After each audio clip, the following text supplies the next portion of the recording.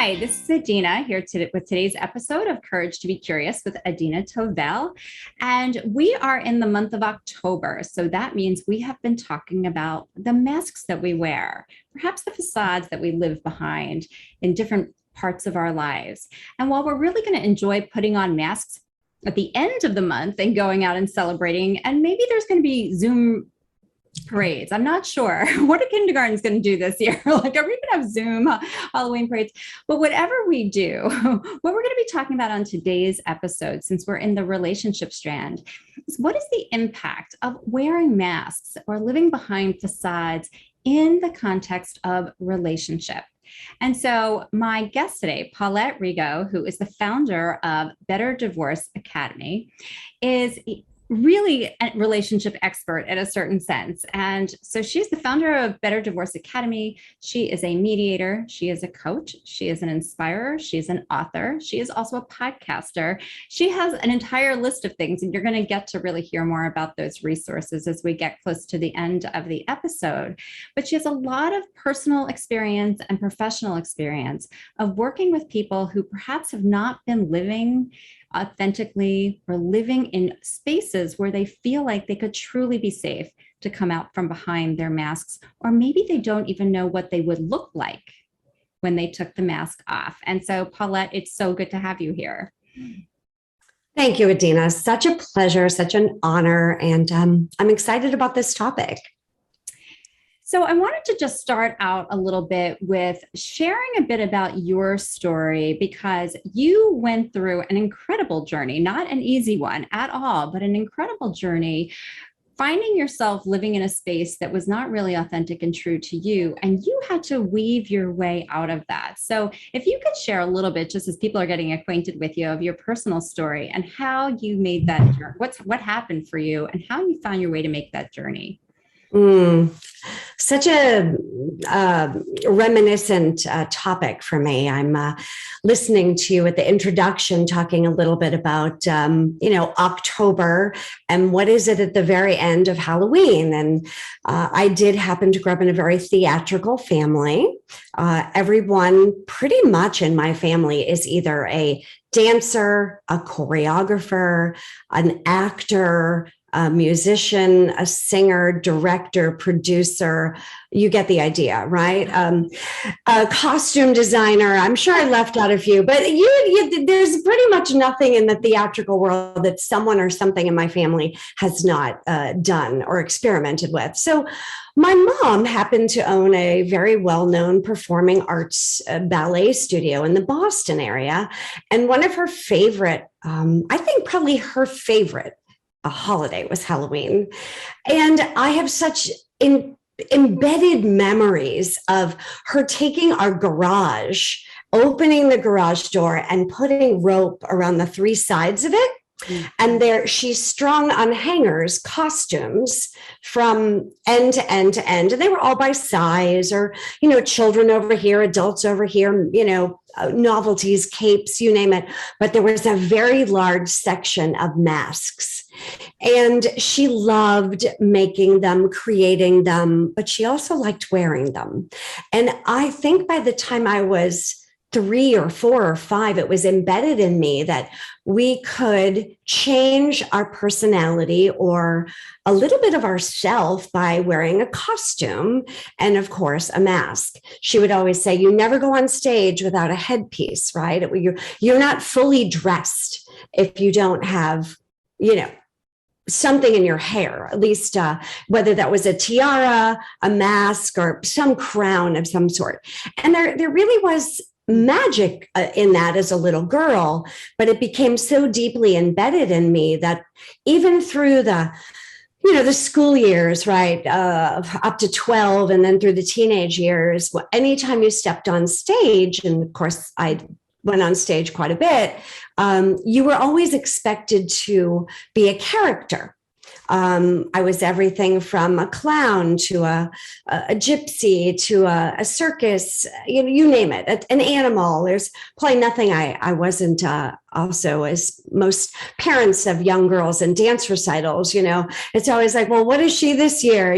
So, oh, she's the pot of gold at the end of the rainbow, like it's dance has its fantasy part of it. And so I do remember so much vividly this wearing of the mask. Now, there were many times that leaving that story aside, but I digress, but I wanted to give everyone the example of that. I'm not sure who can identify with it, but it just was so embedded in me. Now, I think by the time I was asked that question, what do you want to be when you grow up? When's the first time we're asked that? I don't know, high school probably, or junior. It's like 9 or 10 years old. So. It's like immediately, right? It's like, so, and I wanted to be Jane Pauley. I really loved the broadcasting, TV, radio, media industry. I wanted to be a journalist, and I didn't really want to be a ballerina. I didn't want to be a choreographer or a dancer or any of those other things that I listed. It wasn't something I hated. It just wasn't, it didn't resonate with me. I had great rhythm. It came easy. It was in my blood or by DNA, but it just didn't feel like me. It didn't feel dynamic. It didn't make me smile. It was always laden with obligation and commitment and rehearsals and classes and teaching. And because it really was what I grew up in. I literally did grow up in a ballet studio from the age of, I think, 18 months. My mother put a playpen in the corner, and I started to use that as my bar, right? Like back in the days when playpens were like politically correct. But I mean, I was a child of the 60s. We did not have helmets or seatbelts. There was none of that. So I knew to come home when the streetlights went on. Like, that's just how life rolled back then. So, but I literally did grow up in a studio all the way up through high school. It was something that was, it wasn't really a choice.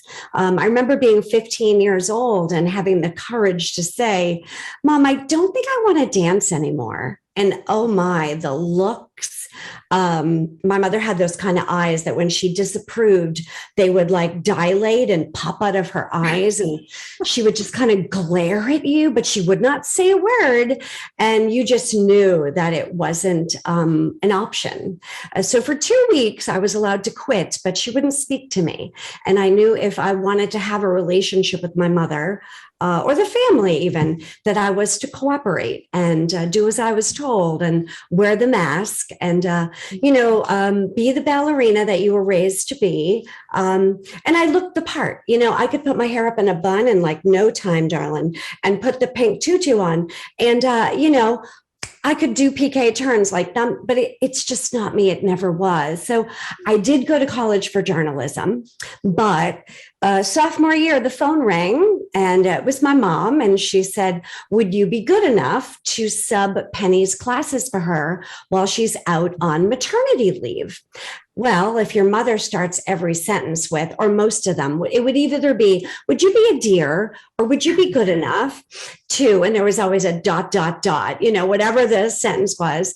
So if you said no, then, well, you weren't good enough. You're not good enough, right? So I felt my arm sort of being contorted and twisted a little bit, like with I reluctantly agreed to sub her classes for 6 weeks on Tuesday afternoons from 4:30 to 7:30. Well, Adina, 20 years later, I was still there. And I don't do anything halfway. I was said, well, I'm here. I might as well make the best of it. So I started to really put my heart and soul into it and made the studio even more successful and really grew the in many locations and to close to 1,000 students over the 20 years that I was there. Unfortunately, that feeling of wearing a mask or putting up a facade or being an actress, right? Or being a performer, kind of carried through a little bit with my relationships. I never felt like, anytime I did kind of hint at things I enjoyed, it was questioned or interpreted or disregarded and made to feel like, well, that's not what we do.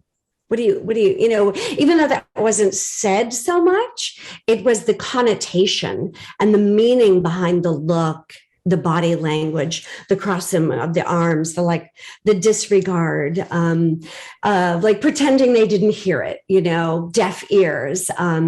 So when I was 17, I did meet this charming man and fell in love and, thought that, well, okay, this is the next thing I need to do on my checklist, right? We have these checklists, and if you don't check them off appropriately, well, you're a failure. So it was, do as you're told, get good grades in school, be a ballerina, work at the studio, go to college, get an education, get married, have kids, blah, blah, blah, blah, blah. Right. Isn't that the story? If I missed out something on your list, by all means, you go ahead and add it. It's your list, but that was mine. And if you happen to be, a kid that grew up in a dance studio, you might understand. But maybe it was gymnastics. Maybe even if you're a boy, maybe it was Little League. This isn't a girl thing. I think we all feel that. But my experience as being a female is that the mother-daughter thing was just like passed on to the generations. Now, the tricky part too was that I'm a junior. And that is a very unusual thing for girls. Yeah. In fact, when people would ask my name, they would be like, but that's your mother's name.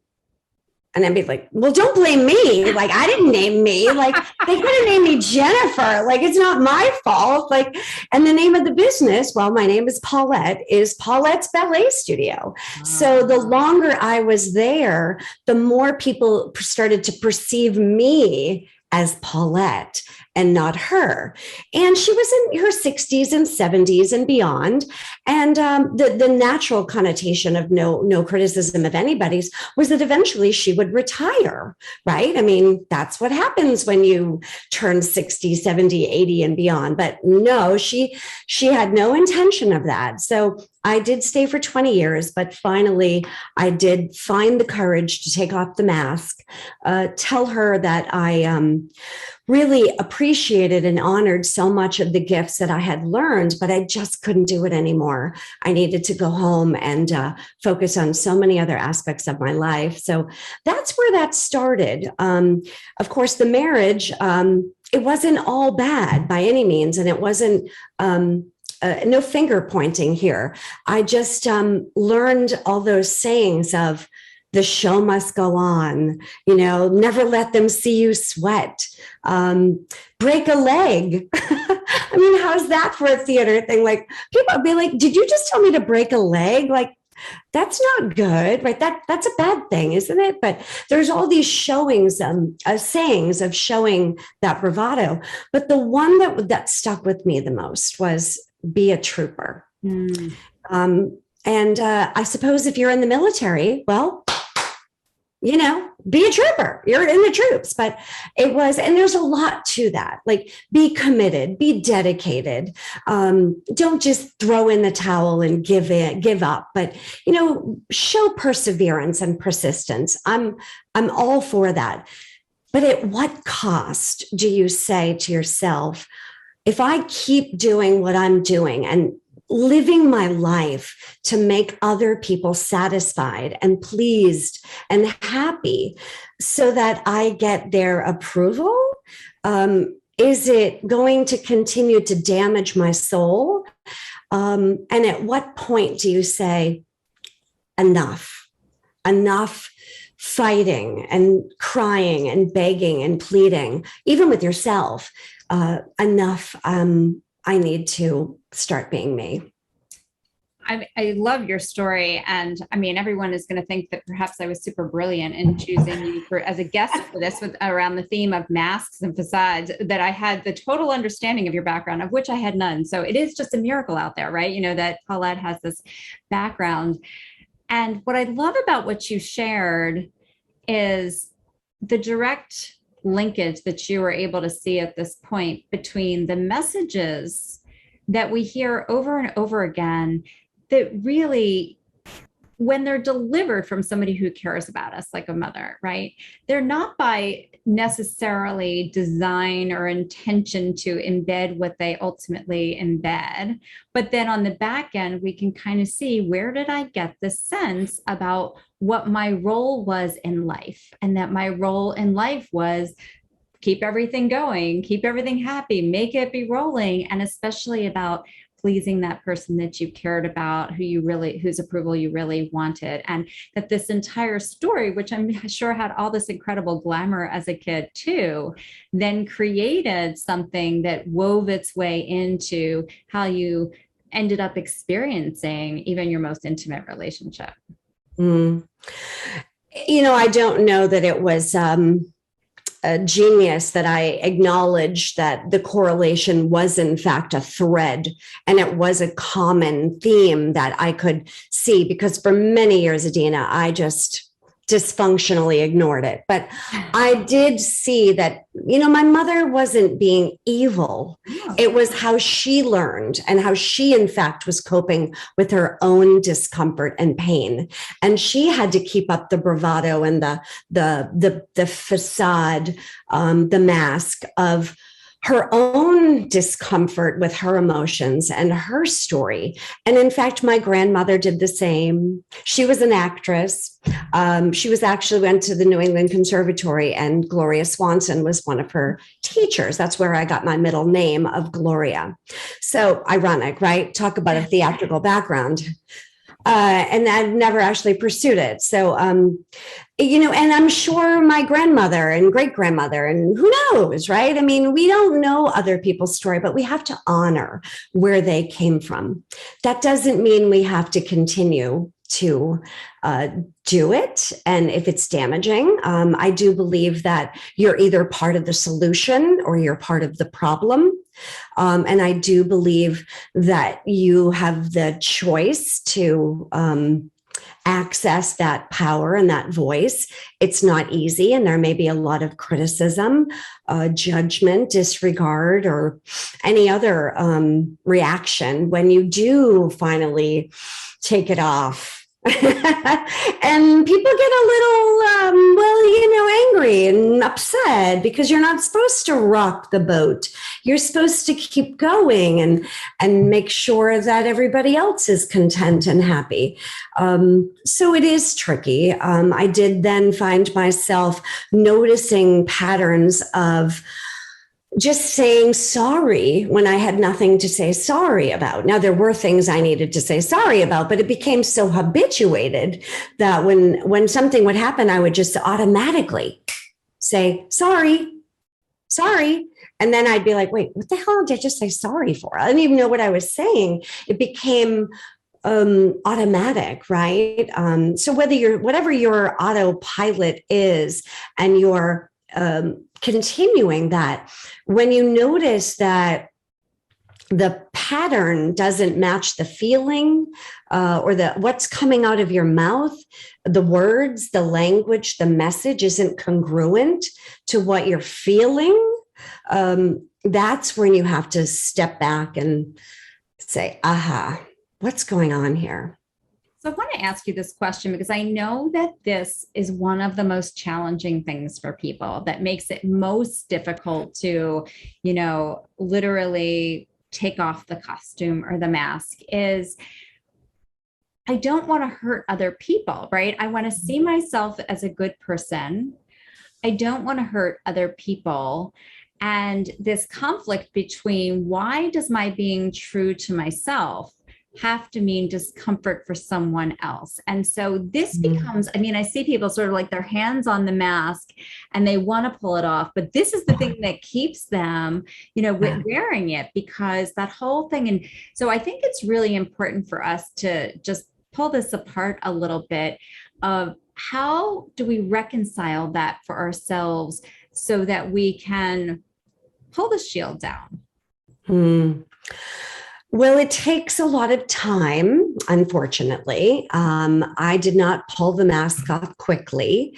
It took me 20 years, as I mentioned, to make the best of it. Well, realize that I was doing it, make the best of it during that transition period of what are my options? How do I break free with dignity, with grace, learn to be authentic and uncover who, if I don't know who I am, who am I? That's a scary question for many people.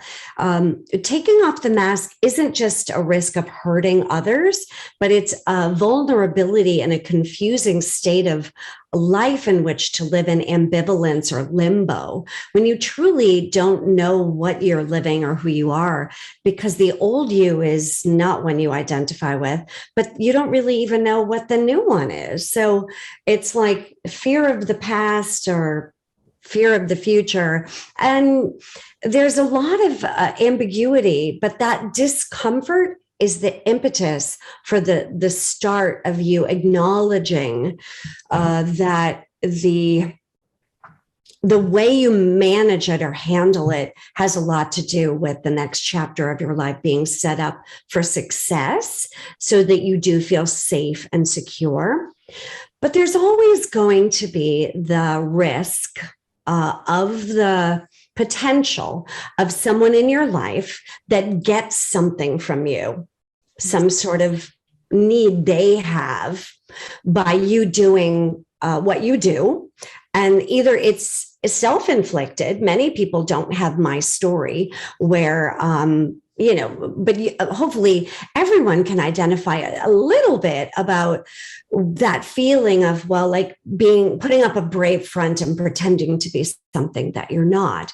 And when you do feel that you don't want to do that anymore, that you want to have integrity and feel validated and have a sense of authenticity, dare I say honesty. And when I say honesty, I don't mean lying, because there's 50 shades of lying. We all kind of find those words when, like, you have a friend and maybe she gets this haircut and it's just maybe not that flattering.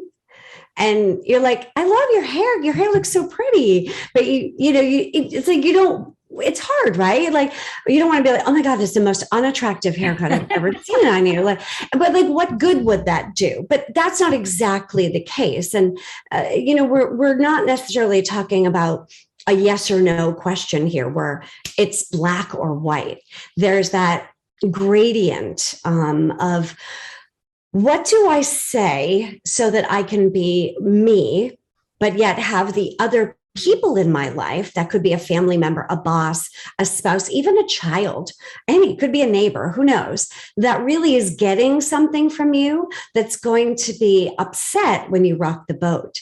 Whether they be a full-fledged high conflict personality, dare they be histrionic, antisocial, borderline, or narcissistic. And this is not a diagnosis by any means, but there are those high conflict characters that are going to be really angry when you don't fulfill in their life what they need from you anymore. And I have to say, if they are those type of people, there's nothing you can do you could say or do that would ever make them happy or satisfied, because unless you decide to keep doing what you're doing, it's not going to end well with those people. But there will be those people. There will be that honor your courage, your strength and resiliency to say, I cannot do this anymore. The day I quit, it was October 14th, 2002. Ironic, right? October. And a long time ago, and almost 20 years, 19 years ago, I drove to the house and I thought, I just need to return the keys and let her know that I'm not going to be teaching. Now, to be fair, I did give my 2 years notice, not 2 weeks notice, but 2 years. And she said, I don't want to talk about it. So I knew that, and that was many times. But I knew I needed to not just drop them off, but I needed to tell her. She knew how I felt. And I just said, oh, and the pain in my throat tightened up, my heart hurt, my heart was pounding, and I'd like lost 18 pounds, and I was just a mess because the living under that constant trepidation and fear was agonizing. And I just thought it was the hardest decision. Not that filing for divorce was easy. Both of them were right on a par, but I knew I needed to divorce the mother and to divorce the husband, but I couldn't do them at the same time, 6 years apart. But it was just this matter of feeling like, how do I word this in such a way that I'm able to speak honestly and not be insulted, but yet still hopefully keep the door open to having some relationship in the future, because this wasn't a stranger at the grocery store. And most strangers will probably treat you with more acceptance than perhaps somebody that you know.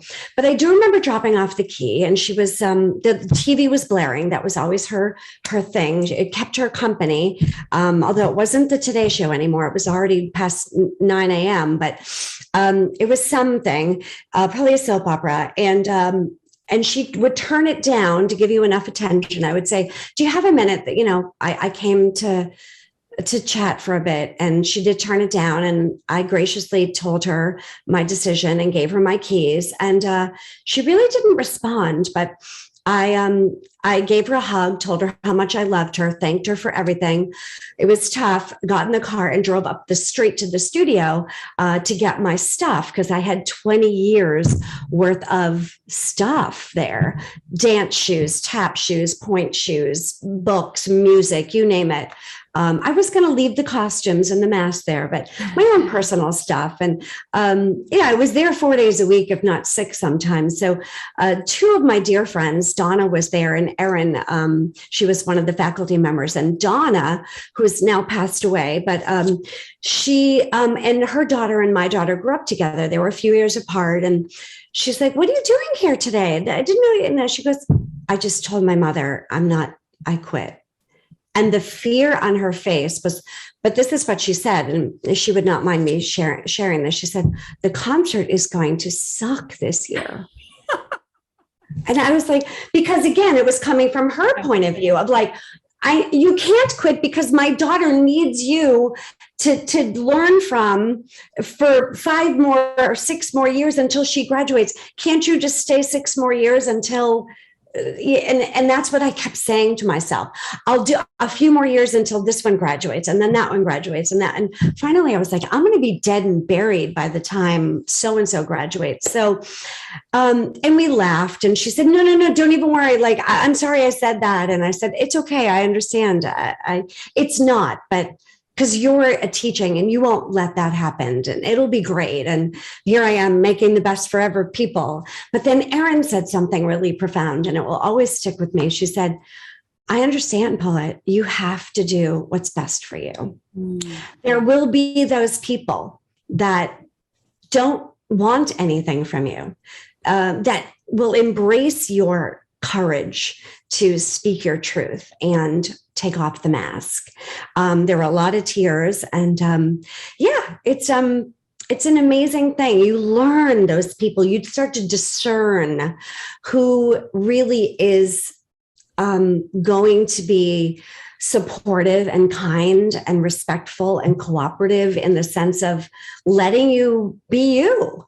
Not that you need their permission, but you really do need to know that there are those people, and you may not know who they are yet, but be patient with yourself. It's not easy, whether that's work, whatever the situation is.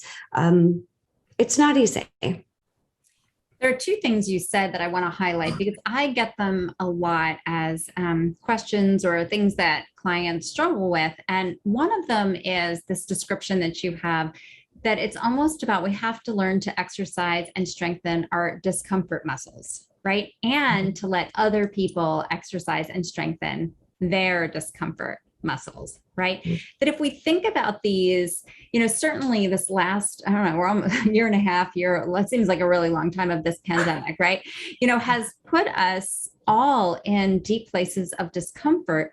But if we don't have strong resiliency muscles, we don't have the muscle strengthened to be able to navigate in places and spaces of discomfort, we crumble much more easily. And so while part of our brain feels like I'm hurting somebody, if I think we're able to reframe that and saying, my going through this is strengthening my own personal resilience muscles and my muscles for navigating through discomfort, and it's doing so for other people, we can perhaps put another light on it that allows it to feel like actually a more generous and productive act rather than one that is hurtful.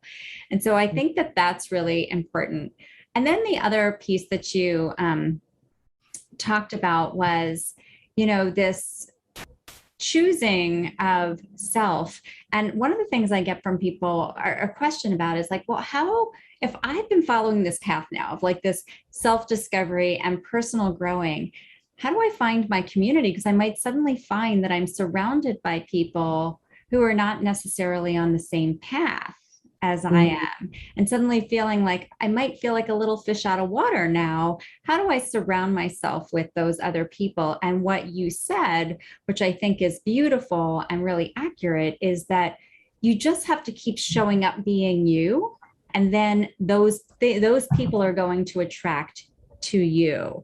And I think that's certainly what I have found too in my own journeys, is that, I mean, I've been amazed sort of when I take stock of the people I'm closest with now, they're all from within the last 10 years of my life, but a lot of them have just come into being by, like, I might have even posted something on LinkedIn and that person's like, oh my goodness, I need to know that person. And suddenly we're great friends. Or I show up at an event somewhere and just being me now, but a place I might never have shown up before. And suddenly you bump into somebody who's a close friend. So it's that being that authentic self, that, taking off the mask and showing up, which I also just want to go back to what you said, can be so terrifying, because how do we even know who that person is yet? We don't know. And in that unknowing, there can be fear. But I think all the examples of how much beauty can come out when we create the space. Yeah, when you speak about community or tribes or, friends, or feeling that sense of connection, which is really what it boils down to, I think back to the people that I was closest to or thought I was closest to growing up. And I had some dear friends growing up, but I'm not really friends with any of them right now, not because they're bad people or we just really, it's called life happens, right? I think I probably could pick up the phone with half of them, whether that be I grew up in a cul-de-sac. We used to call them dead ends, right? Right. And there was such a bad name too. I know. And the street is Petrini Circle. And we used to be called the Petrini Circle Gang. And I think there were like 15 of us. And we were all within 5 to 6 years of each other. I didn't really remain friends with any of them through high school. I don't know why. Life happens. Some of them went to private school. We were just very different people. I do have one friend. She's in New Hampshire. We're still friends. Hi, Heather. And a couple others that, I care about them. But it's not like they're like, hey, how you doing? Now, dance is another story, because for 20 years, I made a lot of friends, but a lot of them weren't really friends. They were students who turned into employees, and they got something from me. Solos, accolades, extra attention. Many of them did become very close friends, and I'm not really friends with any of them. I did not discard them. They more discarded me. When I left, they were sad, as I shared, a little angry. I'm sure many other emotions. And it really hurt the first year or 5. It was awkward for me to go to the show when I was finally welcomed back. And there was a lot of, gossip, and I would hear people, talk, not behind my back, but and it was okay. I expected it.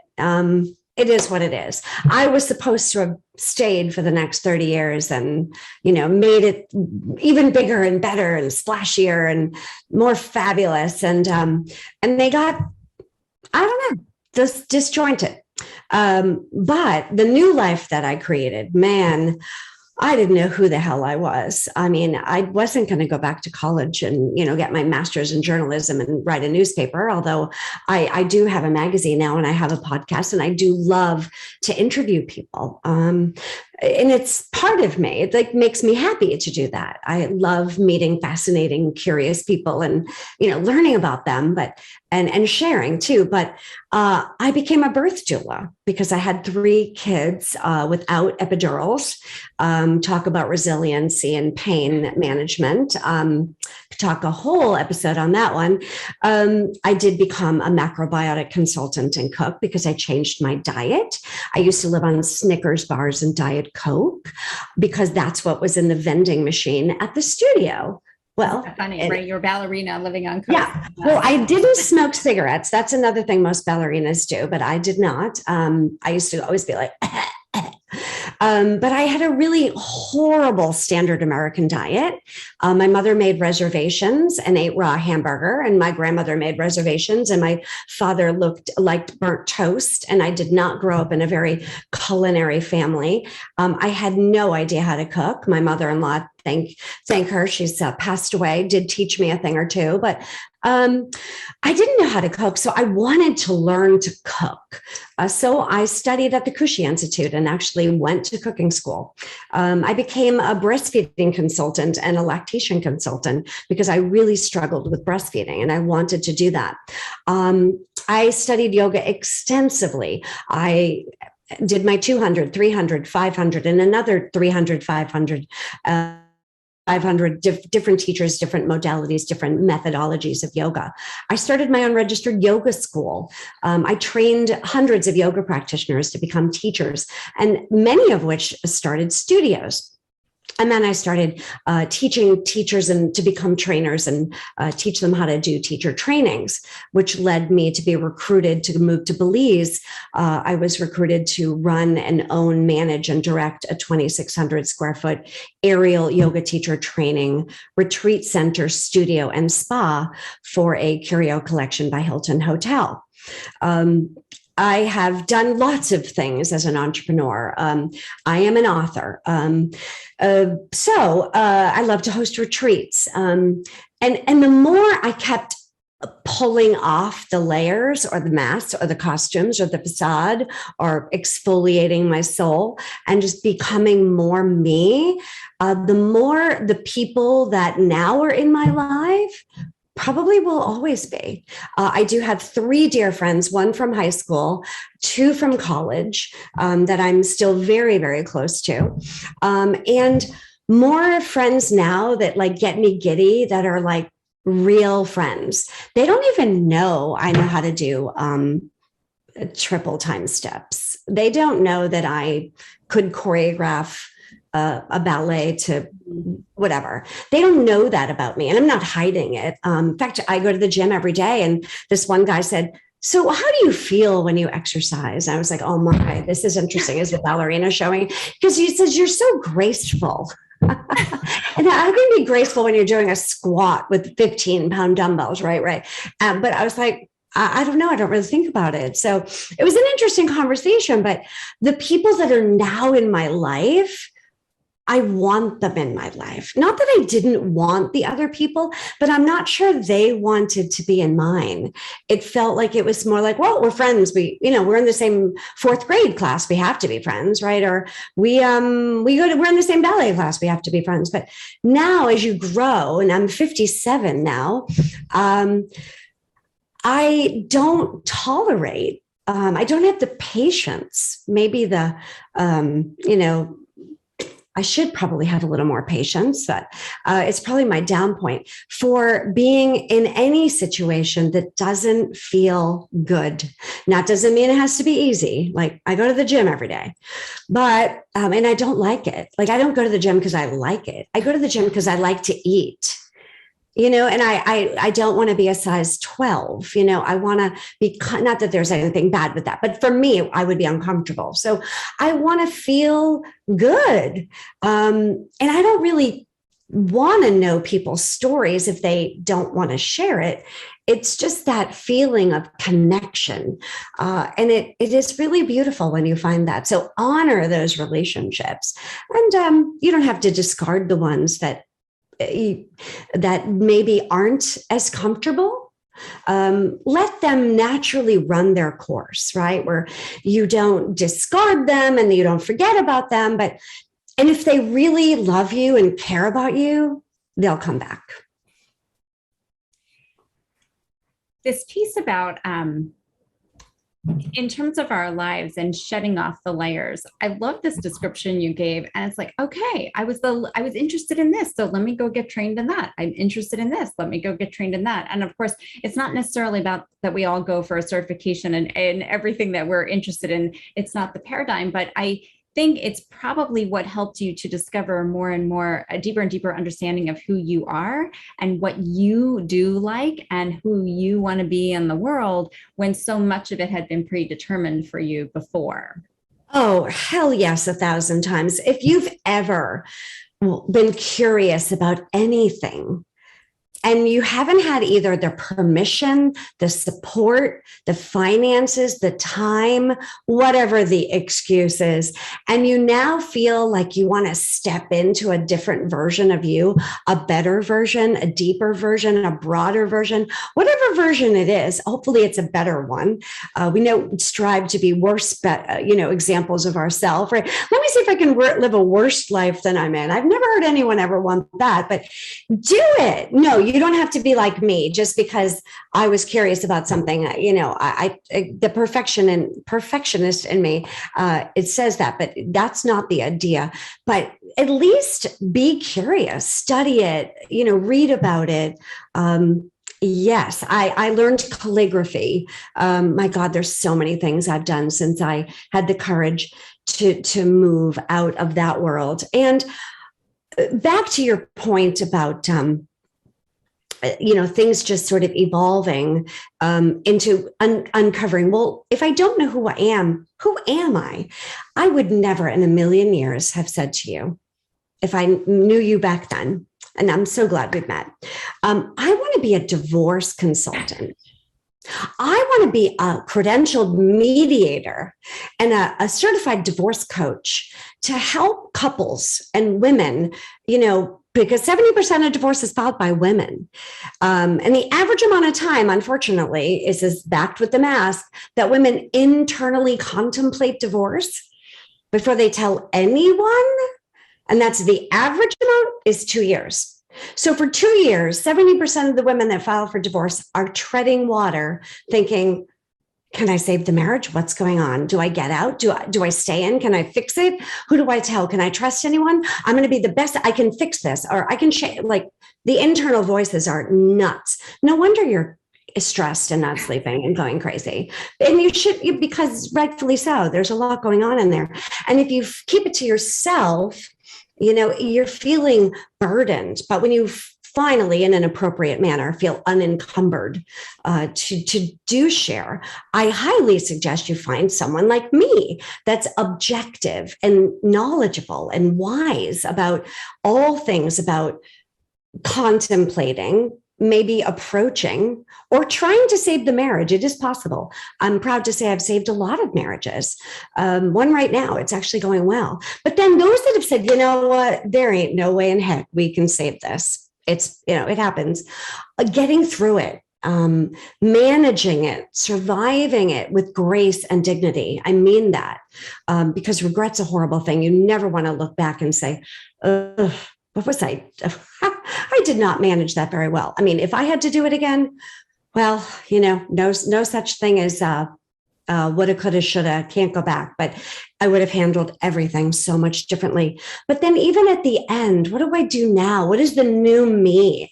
Do I change my name? Dating. What does dating look like? Like dating in the digital world is exhausting and terrifying. Regardless, it's just terrifying, very fortunately, many women are lucky enough to get some, and maybe lucky isn't the word, to get child support and alimony for some period of time. But it doesn't last forever, and they don't have a plan B. And that's, part of the fear of what am I going to do to create a sustainable, viable life after divorce so that I'm not going to be homeless at 95 or at any age. We want them to feel empowered and secure moving forward. So I would never have said to you, yes, I'm going to create an academy to educate people about all things divorce. I would never have wanted to go through my 8.5-year fully litigated divorce experience that was involved a 12-day trial that took place over 9 months.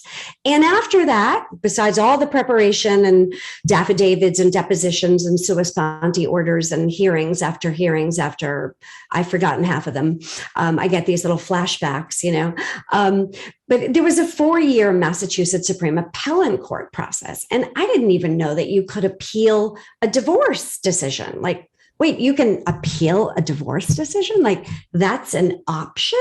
I didn't even know that divorce ever had the possibility of going to trial.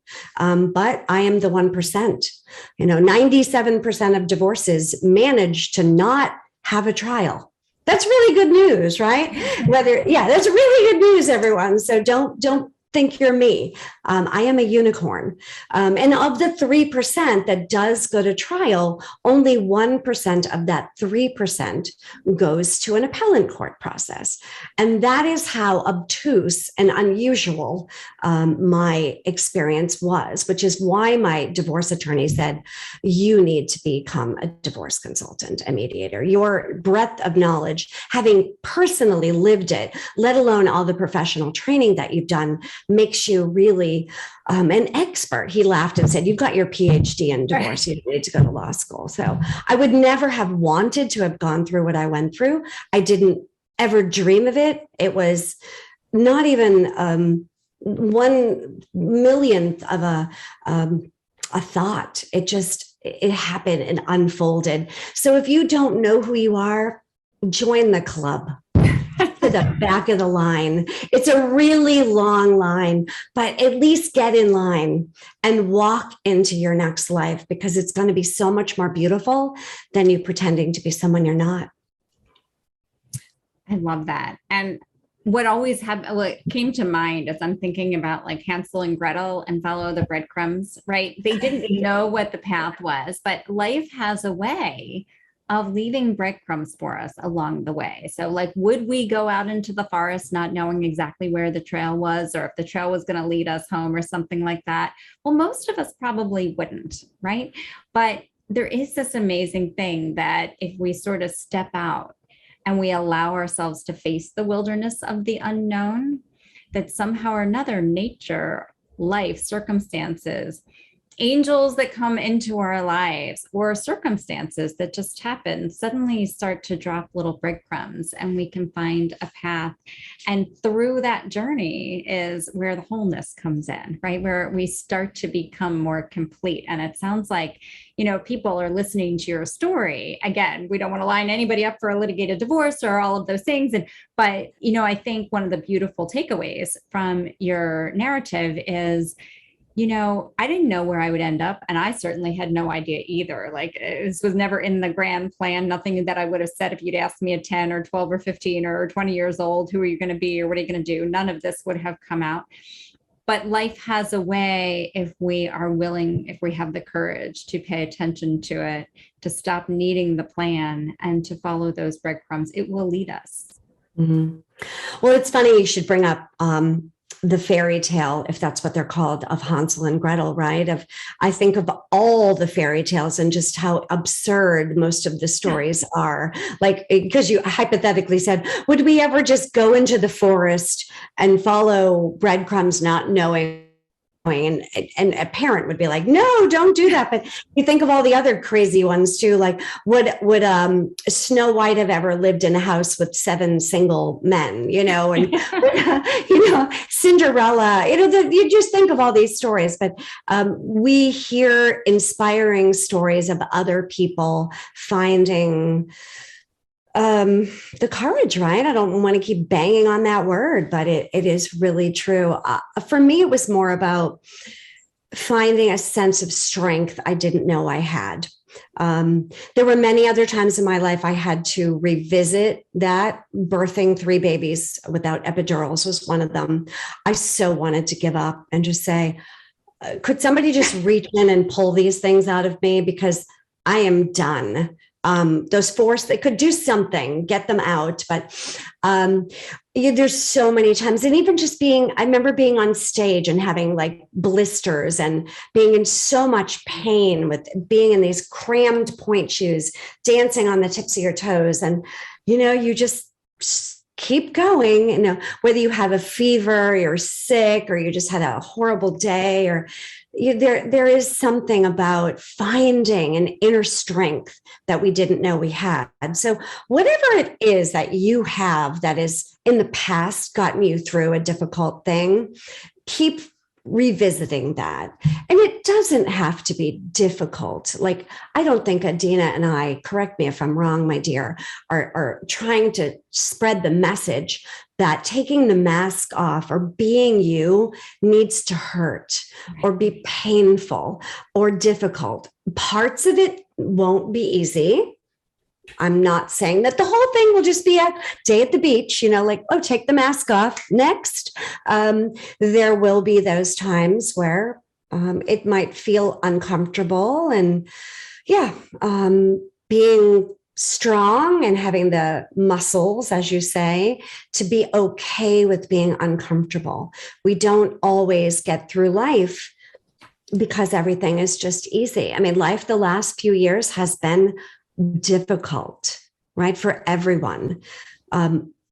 Yet if we just kind of look through the list with inflation and crime and road rage I've been experiencing lately, and obviously the idea of terrorism attacks again, and the pandemic has brought like joblessness and financial loss, and it's just, life is just different and strange and uncomfortable because it's not what we're used to. If we were to go back 3, 4, 5 years and you and I were to say, oh yes, so this is what life's going to be like in the next few years, be like, I don't want to go. I don't want to go there.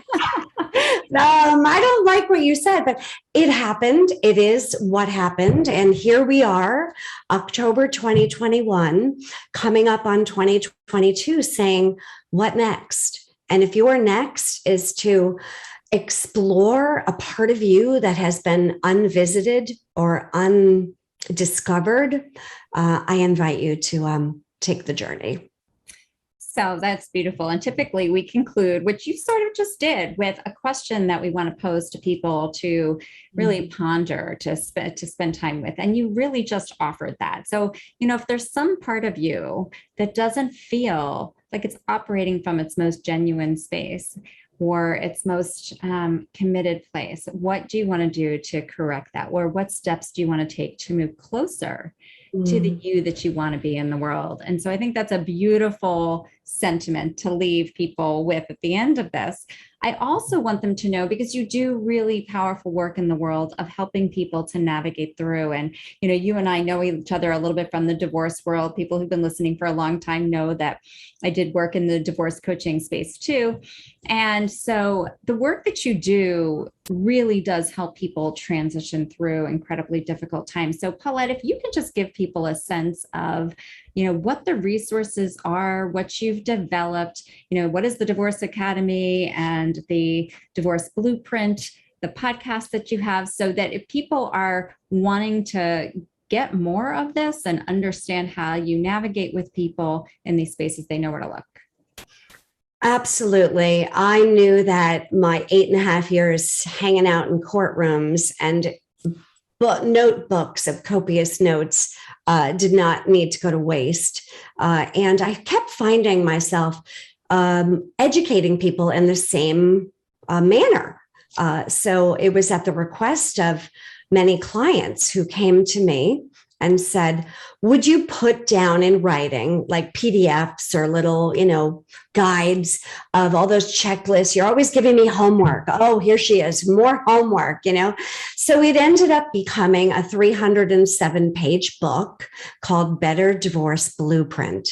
It is not a book you want to read if you don't need to, but if you or anyone you love is either contemplating or any of those stages I mentioned through divorce, it will in fact give you a blueprint, a GPS of what it looks like. The first 3 chapters are before.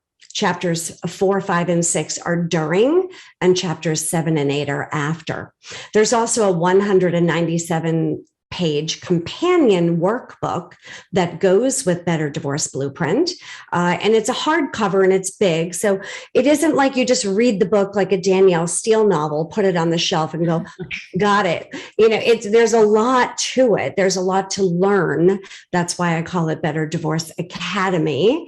There's no, graduate degree or anything, but you've been successful if you've been able to actually get through it well. And then I also created a card deck, which is 52 cards, because I like to give exactly just what you said, like specific tools and tips and, dare I say, tricks and things to do to help manifest things. So it's a card deck called No Matter What. And then there's a 8-module, online course that is a companion to the book and the workbook. Many people don't like to read.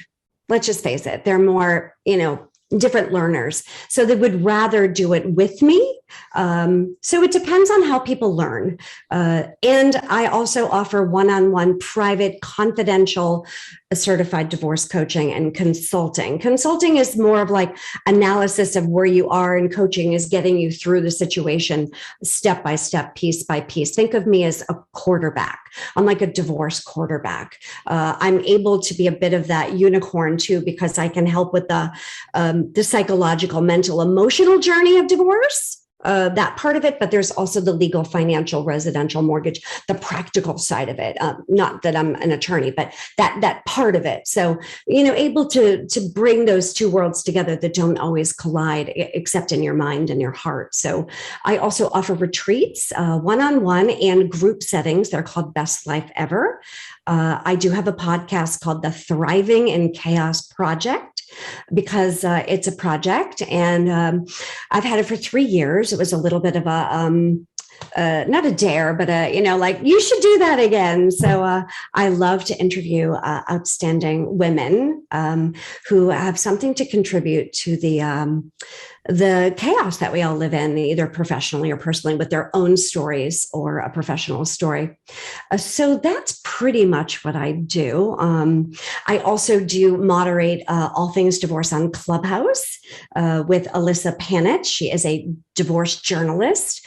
And I also do a ton of public speaking about all things divorce, where I educate people about gracefully managing the process, and making sure that they really feel prepared for it wisely. I think that's it. If I've forgotten something, yeah, forgive me. But my website is betterdivorceacademy.com. It's all there. Again, just Better Divorce Academy, all over social. Yeah, that's my life's purpose, why I do what I do every day. And I am not pro-divorce. I am happily remarried, 4 years tomorrow. I'm not pro-litigation, although if you have to, give me a call. I'll get you through it. Whether you're mediating, collaborating, arbitrating, litigating, or DIYing it, there's a lot to learn. And I also like to work with other professionals. So I'm a member of so many different organizations because I need that Rolodex of the right professional. My husband also happens to be a CDLP, a certified divorce lending professional. 75% of divorces involve the sale or purchase of real estate. So it's great to be able to pull him in and say, I know who you should talk to about what to do with the marital home and the lending and the mortgage. So there's a lot to learn, and I am here to be that voice, that BFF you need in your back pocket to get you through it. Right. And, that is definitely the times that I've had opportunity to interact with you, interact with your resources, is the incredible comprehensive nature of what you bring to the table. Every part of your soul, every part of your knowledge and intellect and experience that you have that you bring to the table. And, I think even more importantly, what we've been talking about is that awareness of what it takes for somebody to come through and to become on the other side, which is, I love. And pull those masks off and let's see what's underneath. So thank you. If there's ever a experience that you go through that will instigate, maybe that's a harsh word, change and unveil a new you, it would be, in my opinion, divorce. It is. Yes, you've got it. We're sisters on that. We're sisters on that. Well, thank you for listening in today. And we are going to continue to explore this theme of masks and facades in our final episode next week, where we are going to talk with a photographer. Because think about what happens when we get on the other side of a lens. So join us back next week as we have the grand finale of this month of talking about what happens when we take off those masks. Thank you, Paulette. Thank you for listening.